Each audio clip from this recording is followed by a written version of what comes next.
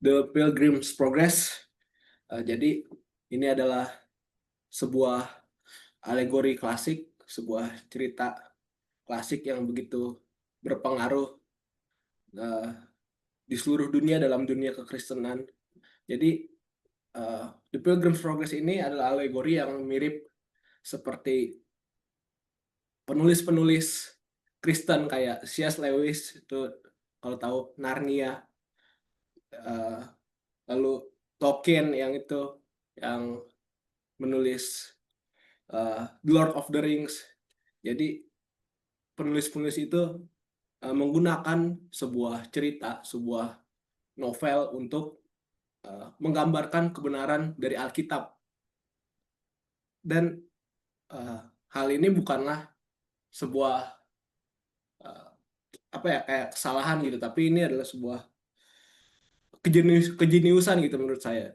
Kayak Tuhan Yesus juga sering memakai perumpamaan-perumpamaan untuk mengajar kerajaan Allah. Nah, lanjut, sebelum kita menggali dari bab 1 dan bab 2, kita melihat konteks sejarah si John Bunyan ini. Jadi pada awal abad 16 itu eh, gereja Katolik mulai masuk dalam gereja Inggris gitu. Jadi pada abad 16 itu gereja Katolik Roma menduduki kekuasaan eh, gereja gereja Inggris, tapi Raja Henry ke-8 pada saat itu eh, menolak hal ini. Jadi dia memisahkan diri dari gereja Katolik, dia bikin namanya gereja Anglikan gitu. Gereja Anglikan ini sendiri ada lagi di perpecahannya, dan itu namanya Puritan, kaum Puritan. Kaum Puritan ini uh, memiliki tujuan untuk uh, kayak itu dari kata purity, jadi mengkuduskan gitu. Jadi uh, ajaran-ajaran yang salah kayak indulgensi, kayak uh, Alkitab yang hanya digunakan pakai bahasa Latin, itu kaum Puritan itu menolak hal itu. Jadi salah satunya adalah John Bunyan. Uh, jadi dia adalah seorang pengkhotbah yang pada saat dia menulis buku The Pilgrim's Progress ini, dia sedang berada dalam penjara selama 12 tahun. Karena pada saat itu gereja Anglikan sendiri sebenarnya punya peraturan gitu. Gereja Anglikan tuh nggak boleh ada pengkhotbahnya yang berkhotbah di luar gereja Anglikan itu. Sementara uh, John Bunyan ini sering berkhotbah di orang-orang desa gitu, orang-orang yang termarginalkan. Dan karena ia menolak hal ini, jadi penjara selama 12 tahun.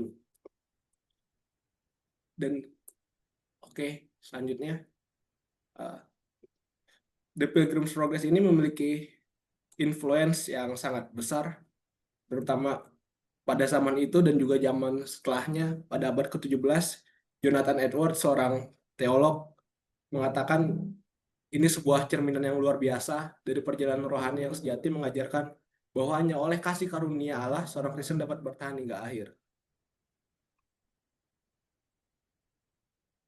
Nah,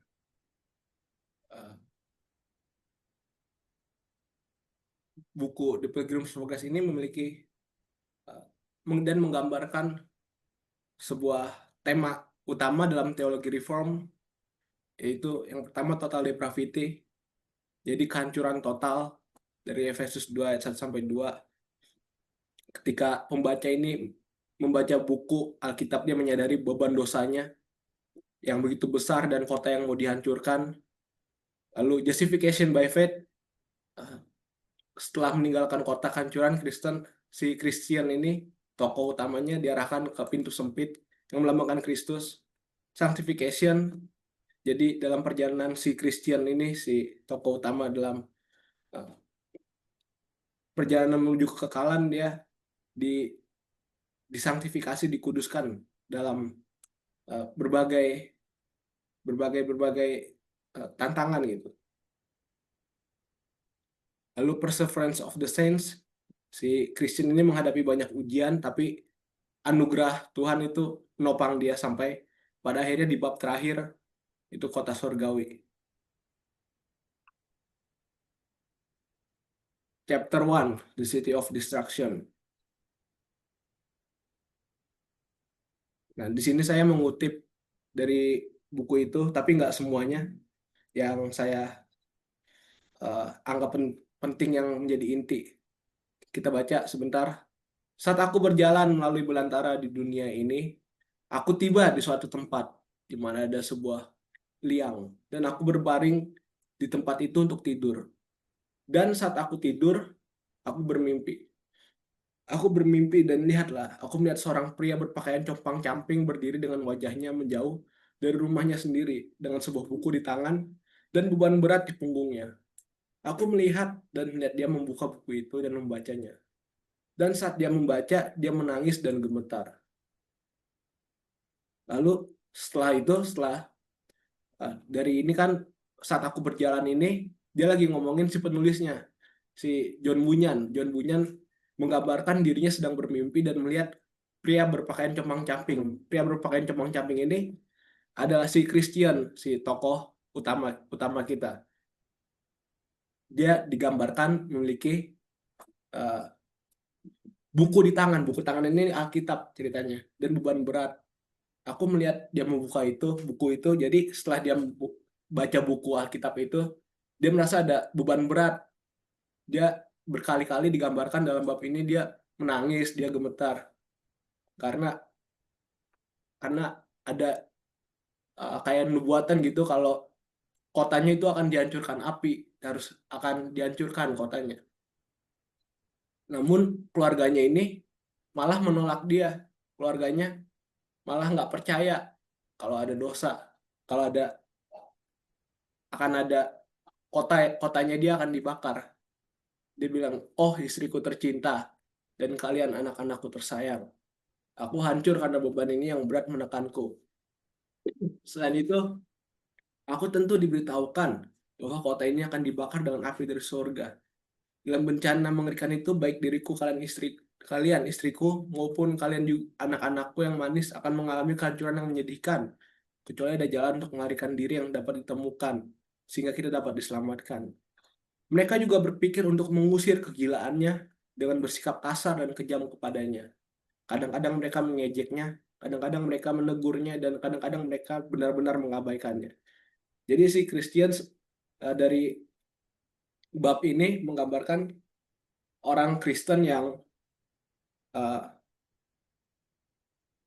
yang gelisah akan dosanya, akan kesadaran akan dosanya, yang baru mengenal Tuhan dan ada perpecahan dalam keluarganya. Nah, di awal tadi bilang penulis ini berada dalam padang gurun dan bermimpi. Jadi si John Bunyan ini uh, seperti kayak mengambil mengambil uh, mengambil cara penulisan kayak di Israel nih. Israel mengembara di padang gurun menuju tanah perjanjian, seperti hidup manusia yang di dunia. Lalu Bunyan juga menempatkan diri bersama pembaca sebagai persiarah yang juga sedang tersesat. Dalam literatur kuno abad ke-17, mimpi adalah cara umum untuk memulai alegori. Bunyan kemungkinan meniru pola kitab yang bermimpi gitu, kayak Daniel, Yusuf.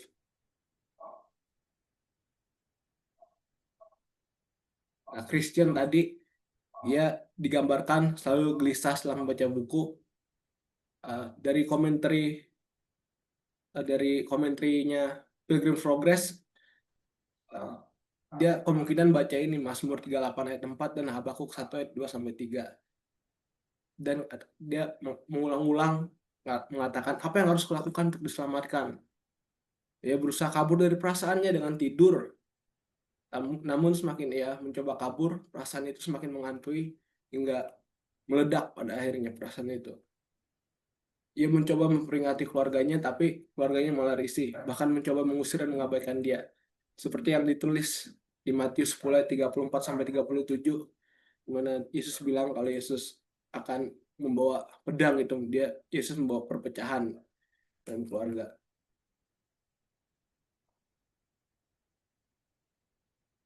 Lalu selanjutnya kita diperkenalkan oleh tokoh lain yang namanya evangelis. Jadi saya bacakan dulu.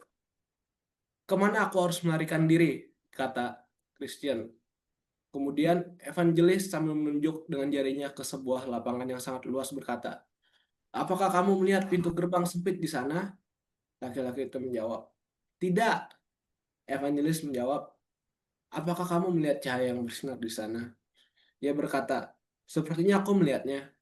Lalu evangelis berkata, tetap perhatikan cahaya itu dan pergilah langsung ke sana. Maka kamu akan melihat pintu gerbang itu, dan ketika kamu mengetuknya, kamu akan diberitahu apa yang harus kamu lakukan. Maka dalam mimpiku, aku melihat laki-laki itu mulai berlari. Kini ia belum berlari jauh dari pintu rumahnya. Sebelum istrinya dan anak-anaknya melihat dia pergi, mulai berteriak memanggilnya untuk kembali. Tapi laki-laki itu menaruh jarinya di telinga dan terus berlari sambil berteriak, hidup, hidup, hidup yang kekal. Jadi ia tidak menoleh ke belakang, tetapi melarikan diri menuju tengah padang.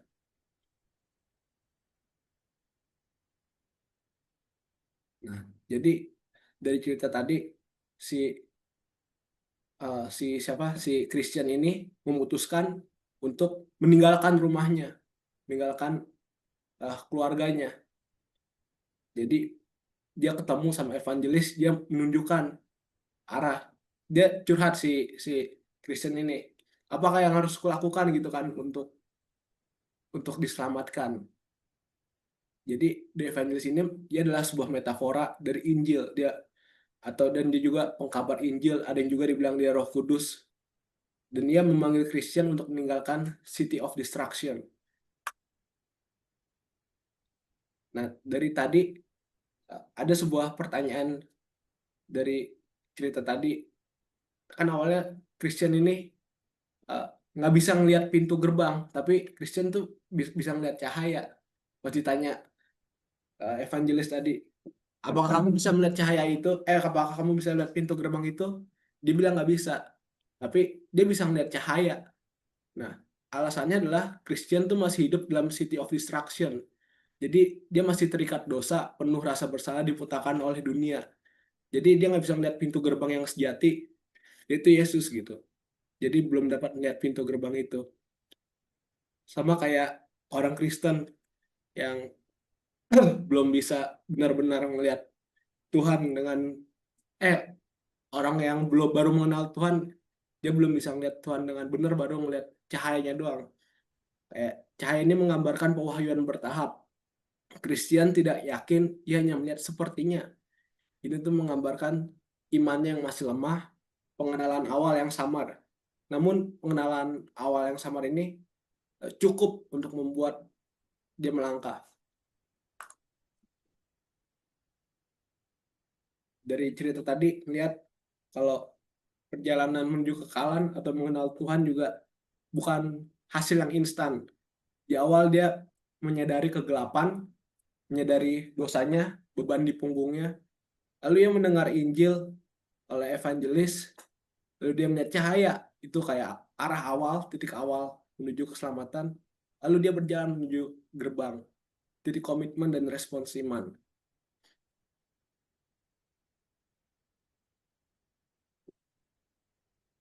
Nah, ini saya menghubungkannya dengan Abraham, gitu. Iman Abraham. Abraham juga belum bisa melihat kemana ia dipanggil keluar dari janji Tuhan. Tuhan tuh ngajak Abraham untuk berpetualang, berjalan bersama dia, keluar dari zona nyaman, mengekspos hatinya dan bertumbuh lewat pengalaman yang gak selalu enak. Sini iman Abraham bertumbuh, mirip seperti Christian yang menuju petualangannya, perjalanan menuju kekekalan. Terdapat pola dipanggil dan keluar. Dan cerita ini juga mirip kayak ceritanya Lot yang dipanggil keluar dari Sodom. Sodom tuh digambarkan kayak city of destruction yang akan dimusnahkan. Lalu Lot dipanggil oleh malaikat untuk keluar tuh seperti Christian yang dipanggil oleh evangelis meninggalkan kota.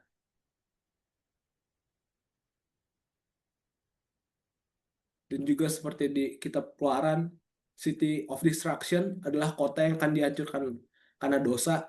Sementara di Mesir, Mesir tuh akhirnya dihukum melalui tulah dan juga tenggelam di Laut Merah. Christian berlari sambil menutup telinga menolak panggilan istrinya dan anak-anaknya dan tidak menoleh. Israel juga diperintahkan untuk tidak hidup seperti bangsa Mesir dan Timur dekat kuno. Jadi evangelis itu digambarkan seperti figur Musa.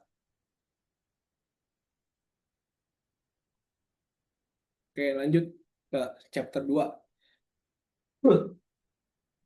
Obstinate dan pliable.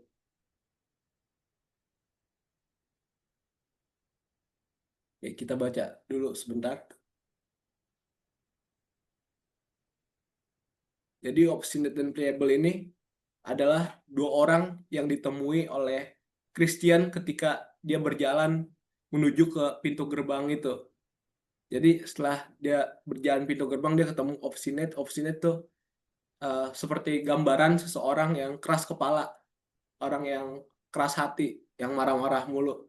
Pliable itu seperti orang yang lembek, seperti orang yang ngikut-ngikut aja lah gitu. Ya, orang mau kemana ngikut-ngikut, orang nggak punya pendirian. Nah, kita baca dulu, bacalah demikian nih uh, kata si Christian, bacalah demikian jika kamu mau dalam bukuku ini. Di si Christian nyuruh baca Obstinate and Pliable, buku si Alkitab ini. Lalu kata uh, si Obstinate yang keras kepala, "Onggokan omong kosong," teriak Obstinate. "Singkirkan bukumu itu. Apakah kamu mau kembali dengan kami atau tidak?" Tidak, tidak mau. Si Obstinate ngajak Christian buat balik, balik ke kota itu. "Karena aku telah menaruh tanganku pada bajak dan tidak akan mundur. Ayolah, tetangga playable," kata Obstinate. "Mari kita pulang tanpa dia. Ada terlalu banyak orang bodoh ini." Yang ketika mereka mendapat pikiran gila di kepala mereka lebih bijak menurut pandangan mereka sendiri daripada 7 orang yang bisa berpikir dengan wajar. "Apa hal-hal mulia ini yang kau bicarakan?" tanya Playable. Playable tuh yang lembek tadi, yang ikut-ikut. "Ada sebuah kerajaan kekal dan kehidupan abadi yang akan diberikan kepada kita, di mana kita akan tinggal selamanya," jawab Christian. "Dan apalagi yang ada?" tanya Playable. "Kita akan diberikan mahkota kemuliaan dan pakaian yang bersinar seperti matahari." "Ini luar biasa," seru Playable. "Dan apalagi yang akan ada? Tidak akan ada lagi tangisan maupun kesedihan, karena dia yang berkuasa atas tempat itu akan menghapus semua air mata dari mata kita," jawab Christian. "Dan perusahaan seperti apa yang kita miliki di sana?" Label bertanya. Jadi eh, kita ngelihat karakter sifat dua orang ini. Yang pertanyaan obstinate, itu yang langsung menolak, dan playable, playable ini tertarik, tapi dia tertarik buat ikut gara-gara kekayaan materi, karena hartanya dia, karena harta yang ada di sorga ini. Dia tertarik bukan karena beban seperti Christian. Nah, jadi obstinate ini dia langsung balik ke City of Destruction. Pliable atau mudah dipengaruhi ini ngeliat dia betul berpusat pada diri sendiri, bukan karena menyadari beban dosa, tapi tergiur harta surgawi. Akhirnya kembali kecewa dan marah dengan Christian di bab selanjutnya, di bab 3 kalau nggak salah, Swarm of Despond itu. Dia kembali ke City of Destruction. Nah, dari kedua dari kedua orang ini, uh, Bunyan seperti menggambarkan dua ekstrim respons terhadap Injil. Yang pertama, si obstinate uh, adalah gambaran orang-orang yang akan langsung menolak Injil. Dia keras hati, mungkin karena pemikirannya dahulu, karena sifatnya, karena dosa yang ada dalam hatinya, yang nggak merasa ada dosa dalam hatinya. Sementara Pliable dia seperti orang Kristen yang orang orang yang pengen ikut Tuhan tapi cuma kayak ikut-ikutan aja, cuman tergiur materi, bukan iman yang sejati. Makanya eh, di bab 3 dia tuh seperti murtad gitu, seperti gambaran orang yang murtad. Padahal imannya yang cuma ikut-ikutan. Nah, dari kedua chapter ini kita melihat hubungan dengan 1 Petrus, City of Destruction. Itu seperti 1 Petrus 1 ayat 14 sampai 18 itu menggambarkan dunia lama yang harus ditinggalkan. Audiens 1 Petrus yang digambarkan sebagai pendatang, sebagai peziarah. Obstinate, yaitu orang yang keras kepala, adalah orang dunia yang mengejek kekudusan. Pliable, orang Kristen palsu yang tidak tahan penderitaan. Christians adalah audiens yang melarikan diri dari dunia yang binasa menuju warisan kekal meski dipersekusi dari dalam dan dari luar. Evangelis adalah firman Allah yang memanggil orang keluar dari dunia dan setia dalam penderitaan. Demikian